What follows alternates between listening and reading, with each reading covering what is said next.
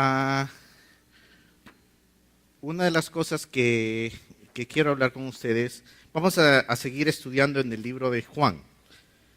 Pueden ir abriendo sus Biblias en el capítulo 5. Pero antes de empezar a hablar de Juan, quiero que piense un poquito en algunas cosas. ¿Quién no se motiva, quién no se alegra que le tiendan la mano cuando uno está caído? Que le tiendan la mano cuando alguien tiene dolor.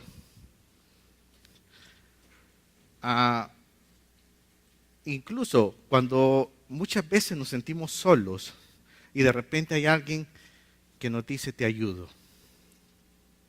Yo recuerdo hace años, ya algunos años, yo sé que la mayoría de ustedes, no hay uno que no haya estado enfermo nunca. Pero yo sé que hay muy pocos que han padecido algún dolor muy fuerte, un dolor extremo. Yo recuerdo hace años que yo tuve una lesión en mi espalda. Tuve 2 hernias. Bueno, ahí las tengo. Tengo 2 hernias en mi columna. Yo recuerdo el dolor intenso que tuve cuando sufrí esa lesión en forma aguda. Fue tanto mi dolor que tuvieron que hospitalizarme. Yo no podía hacer absolutamente nada por el dolor.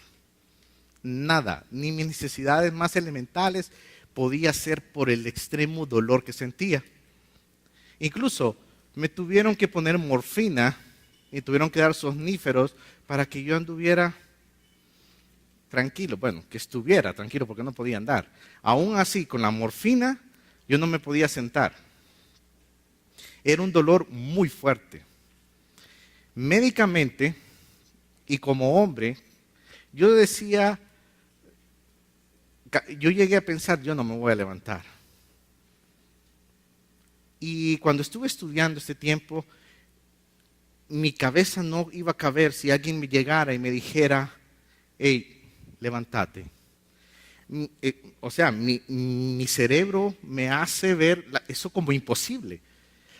Así hay muchas cosas en el ser humano que nosotros, aún viniendo a la iglesia, siendo creyentes, teniendo nuestra confianza en Cristo, dudamos tanto de lo que nuestro Dios puede hacer.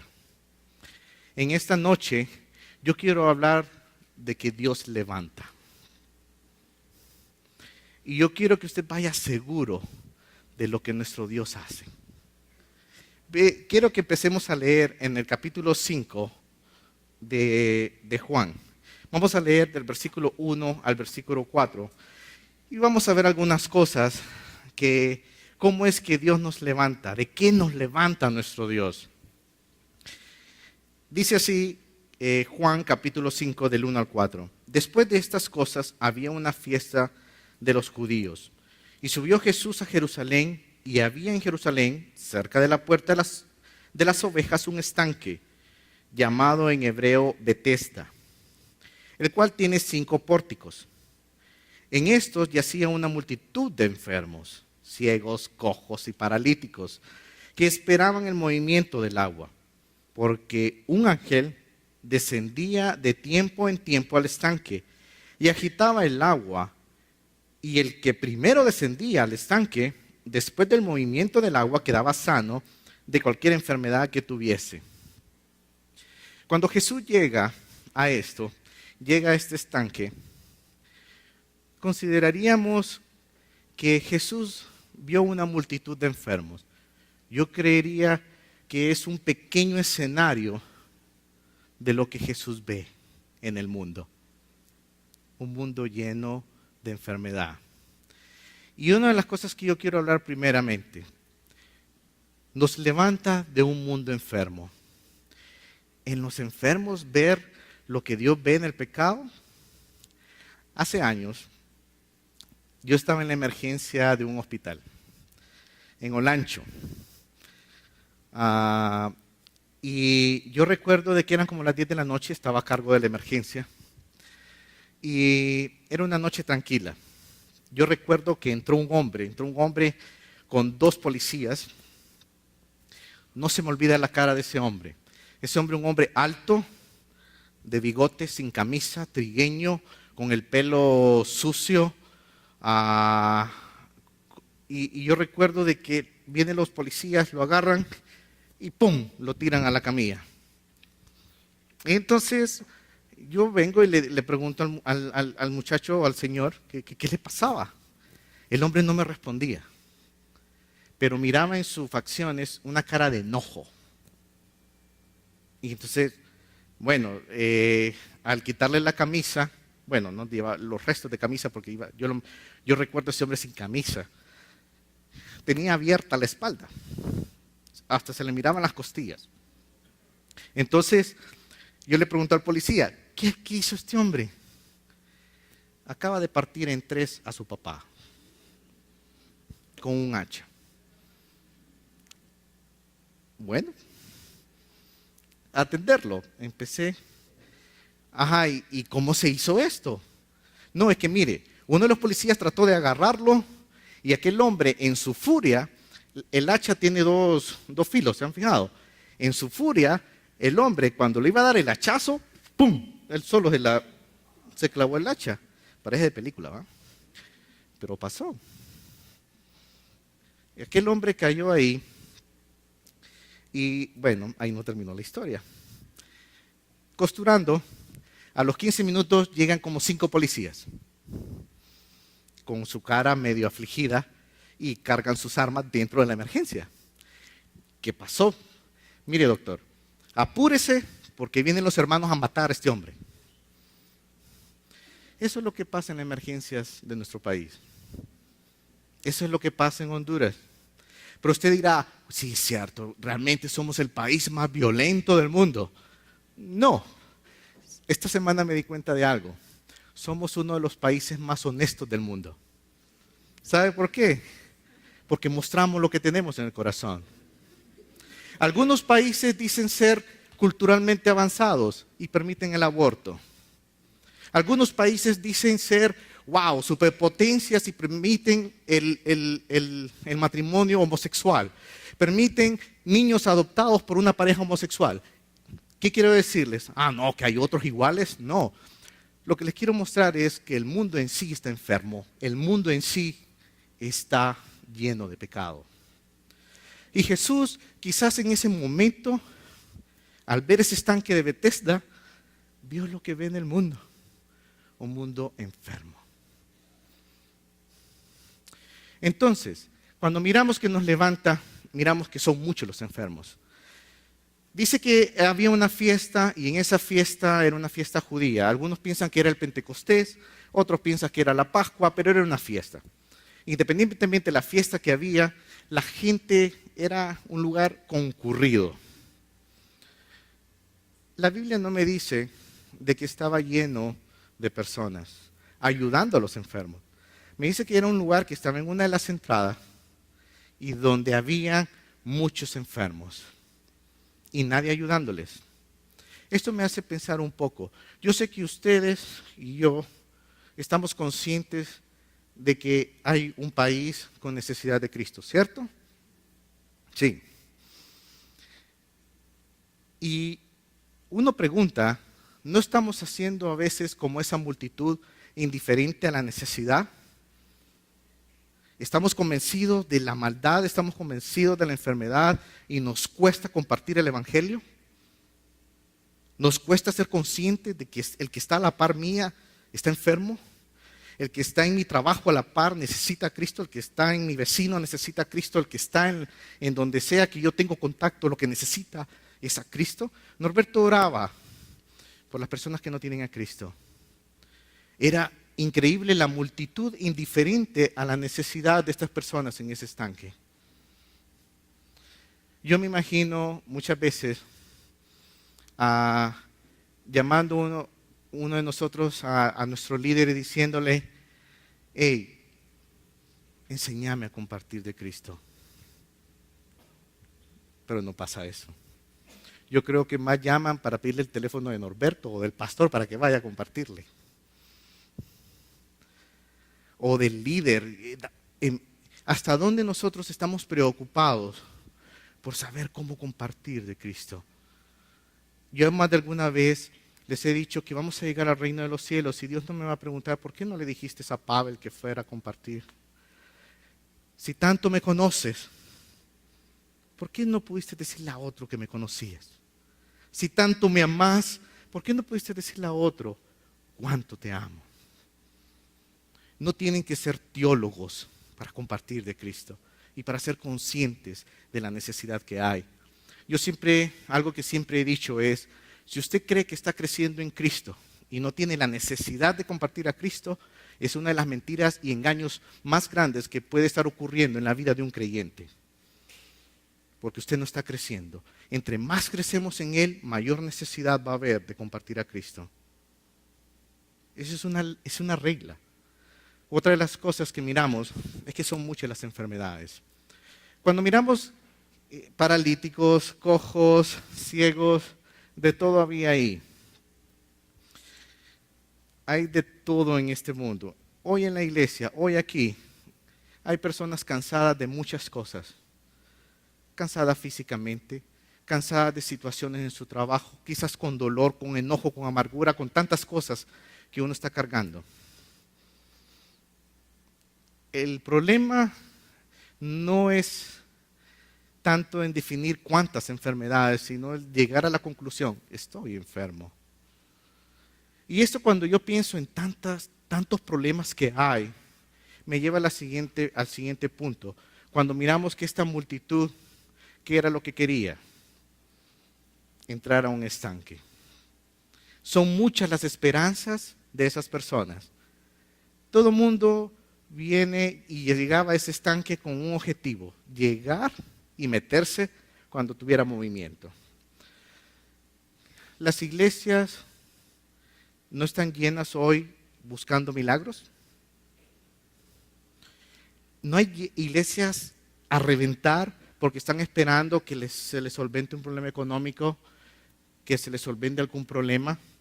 No está mal buscar a Cristo y pedirle por un milagro. Adrian Rogers tiene un libro muy bueno que dice, conociendo al Dios de los milagros, no a los milagros de Dios. ¿Con qué objetivo usted va a la iglesia? ¿Buscando un milagro o buscando a ese Dios?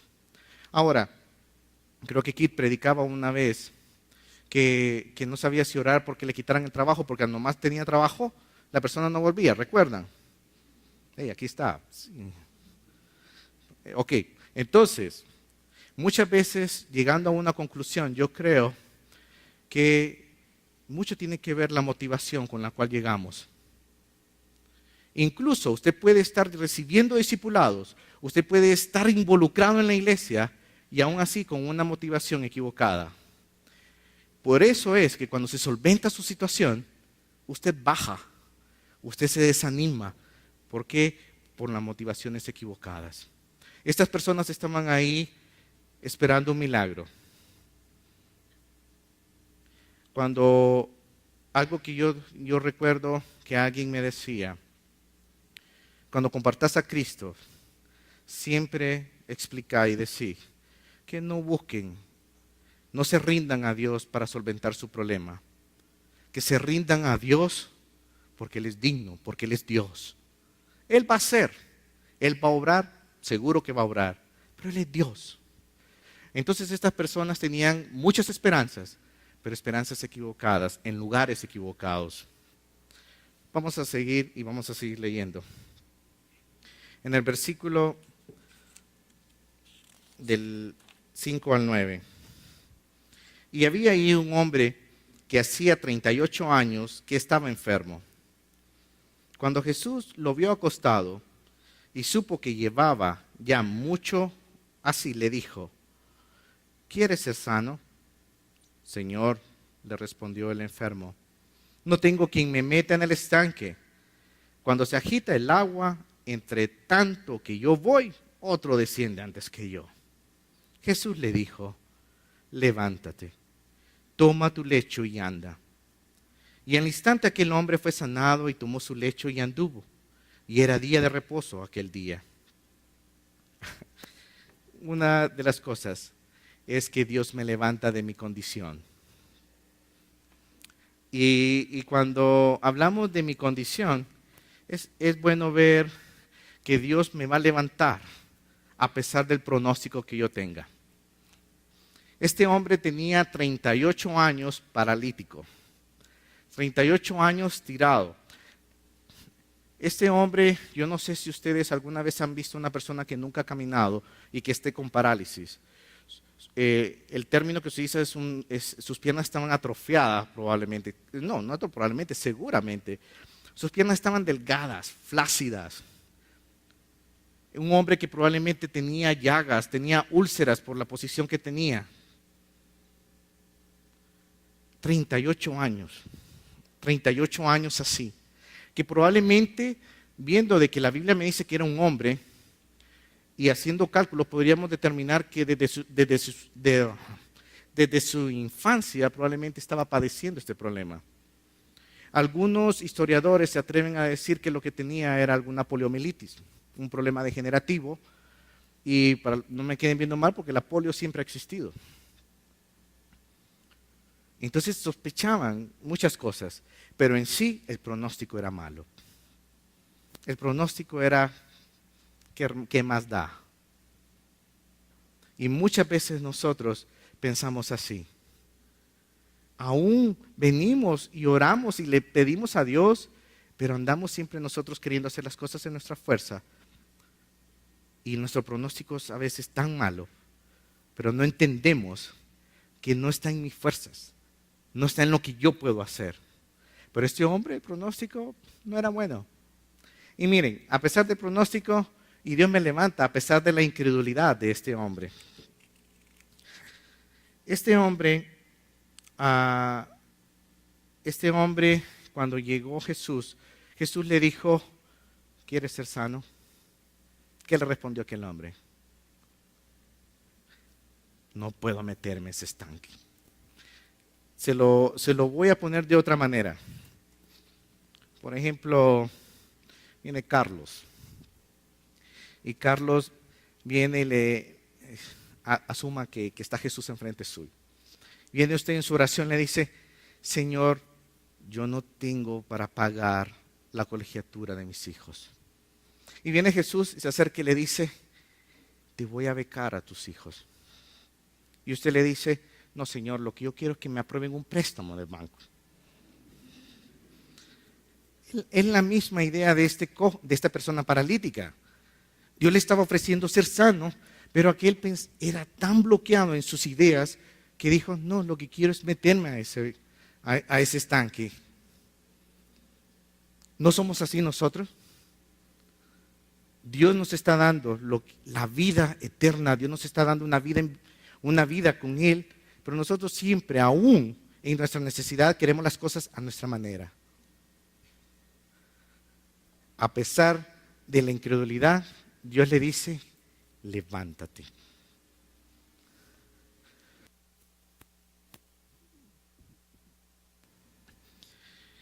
Otra de las cosas es a pesar del tiempo. Miren,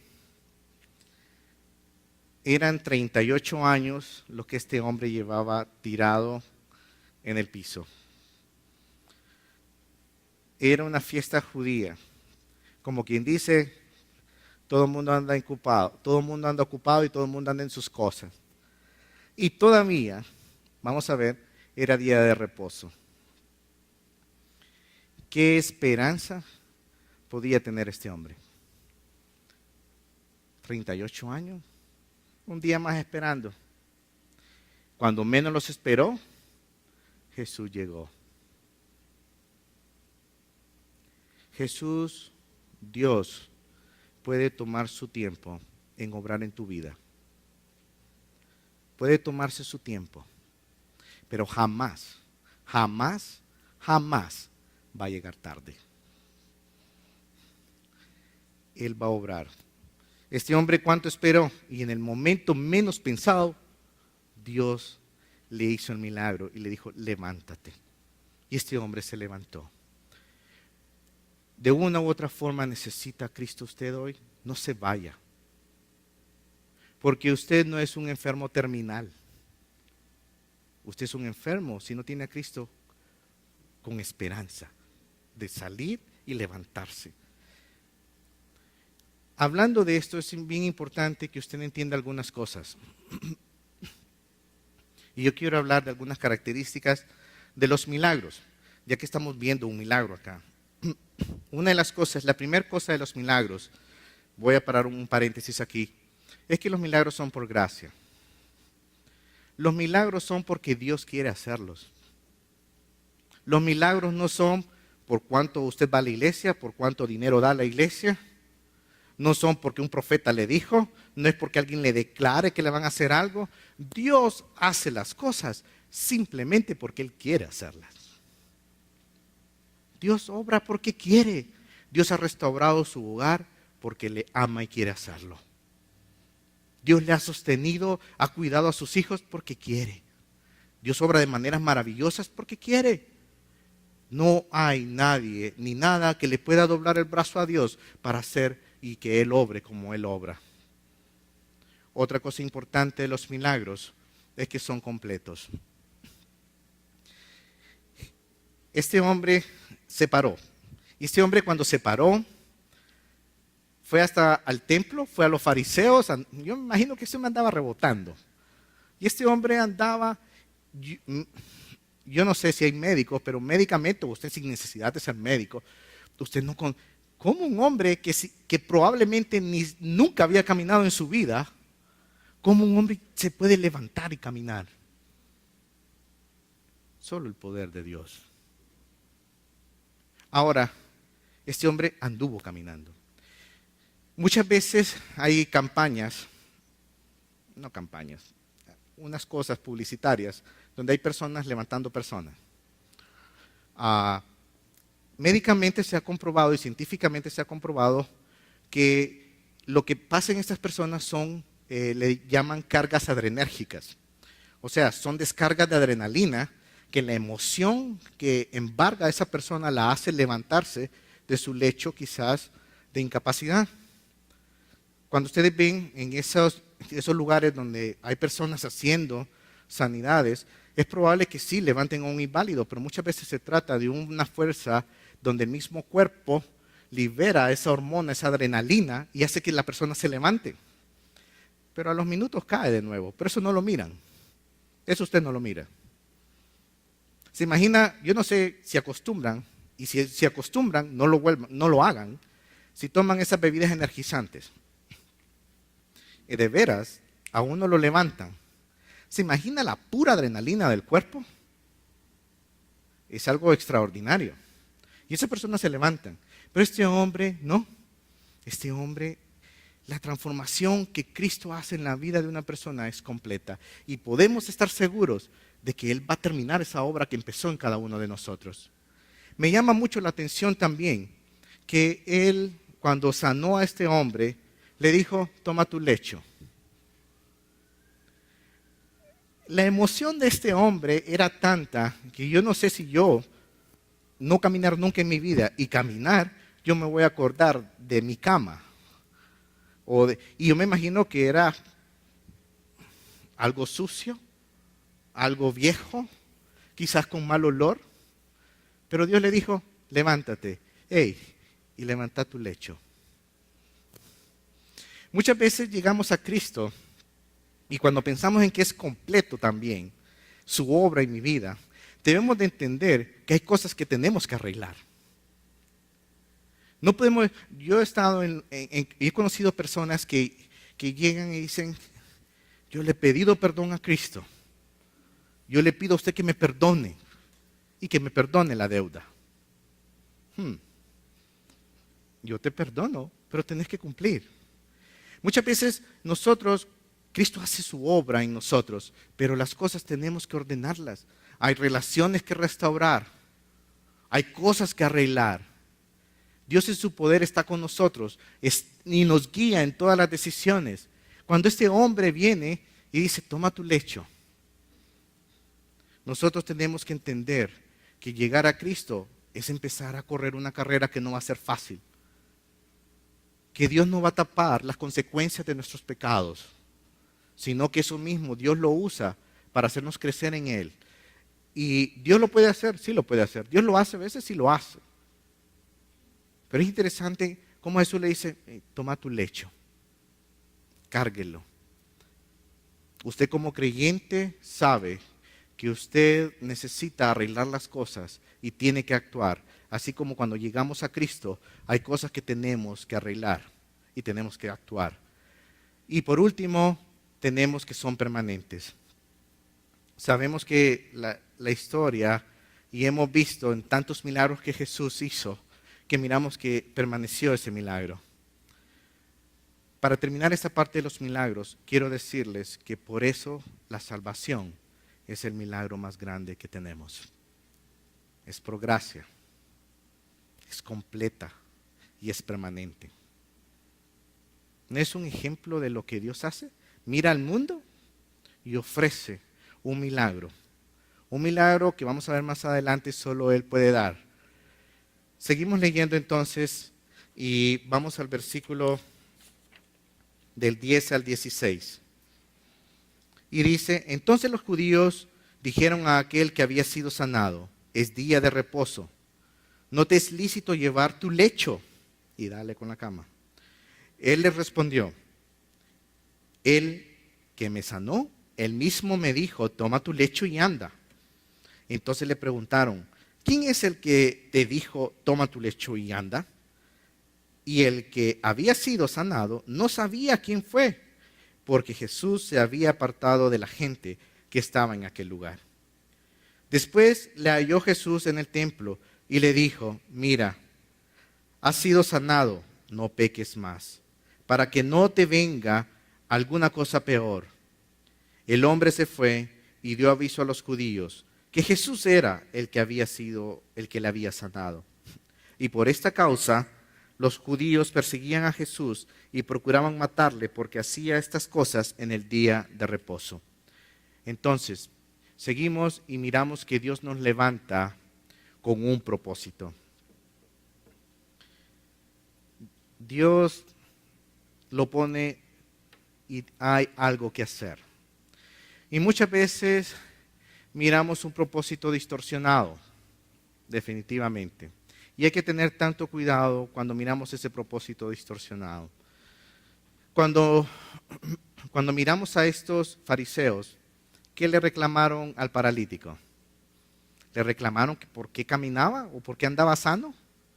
Le reclamaron de que por qué anda cargando tu lecho. ¿Era tanto el legalismo de estos hombres? Se lo voy a poner de otra forma también.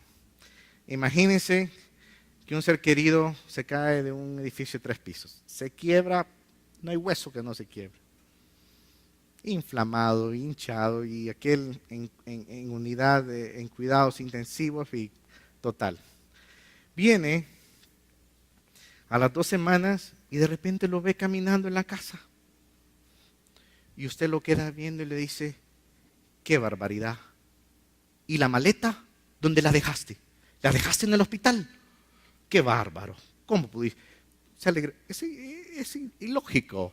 Usted se va a emocionar de ver a aquel hombre trabajar, a aquel hombre caminar, a aquel hombre estar normal después de estar desarmado totalmente. No eran así quizás así los fariseos estaban viendo eso. Hay 2 perspectivas de la cual usted puede ver esto. Primero, como una persona, hija de Dios, voy a hablarle.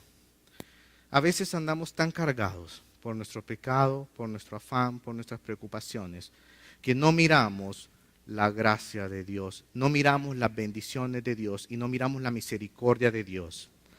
Andamos tan cargados por tanto dolor que miramos las cosas negras y no miramos la inmensa misericordia de Dios día a día. Yo le aseguro, por la autoridad que da la palabra, que hoy usted y yo hemos sido bendecidos. Usted y yo hoy, Dios ha mostrado sus misericordias. Y sabe, en la mayoría ni gracias le hemos dicho. ¿Por qué? Por ver pequeñeces. Con respeto al dolor que quizás se está llevando. Pero muchas veces no somos como los fariseos. Miramos esa eso pequeño y no miramos lo grandioso que Dios está haciendo en nuestras vidas y alrededor nuestro. Y a veces como líderes también miramos aquellas pequeñeces y no miramos la restauración que Dios está haciendo en la vida de una persona.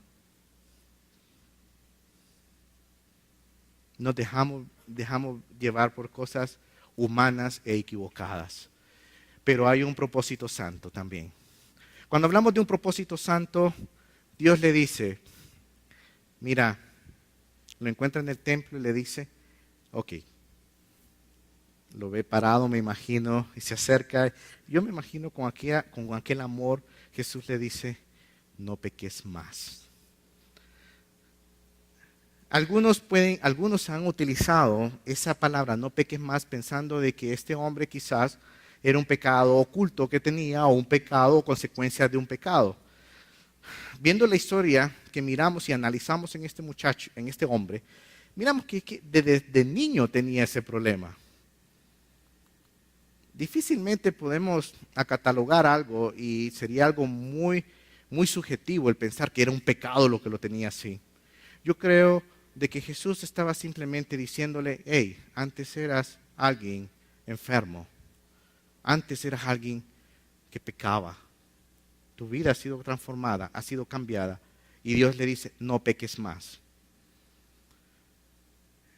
Muchas veces, como cristianos y como creyentes, llegamos a la iglesia, empezamos una relación con Cristo y empezamos a negociar con Cristo. Siempre, ¿quién no ha llegado, pastor? Yo ya escondí las botellas y le eché llave. El licor en mi casa, ¿será que tiene Alzheimer temporal o qué? ¿Se le olvidó cuando las escondió? No, pastor, ahora yo soy estilo Cenicienta. A las 12 ya estoy en mi casa. Voy a la fiesta, pero a las 12, no estoy hablando de reuniones, estoy hablando de lugares donde hay alcohol, donde hay de todo. No estoy hablando de un legalismo. No, pastor, yo ahora voy a dejar a mis hijos y los voy a traer y todavía les pido el aliento. A ver, eso es jugar con el pecado. Eso es jugar con el pecado. Y hay un montón de casos. Y Jesús viene y para mí, fue una advertencia. Y yo espero que eso sea una advertencia para cada uno de ustedes. Cuando Jesús le dice, si seguís pecando, después va a ser peor. Dios es grande en misericordia, pero si usted está jugando con el pecado y es hijo de Dios, tenga mucho cuidado. Médicamente, ¿quién no ha tenido dengue? Yo no he tenido dengue, pero muchos han tenido dengue. Una enfermedad común en nuestro país. Pero he visto que las recaídas son peores. En cualquier enfermedad, las recaídas son peores. Médicamente hablando, doctores, no me pueden dejar mentir. Médicamente no se puede decir de que una recaída va a ser suave. Es peor, agresiva, con mayores consecuencias. Jesús le está diciendo eso a este hombre. Ten cuidado, no peques más, porque lo que viene después puede ser peor. No es nuestra naturaleza una vez que estamos en Cristo. Y viene y miramos ese propósito. Miramos ese propósito porque Dios mira y realmente Él nos ha salvado, nos ha levantado para que seamos santos. Hemos predicado, se ha predicado tanto, no sé si Norberto Kitt ha predicado sobre que Dios cuando nos salva, nos dice no nos salva del infierno, nos salva del pecado que lleva a la muerte, que lleva a la condenación eterna.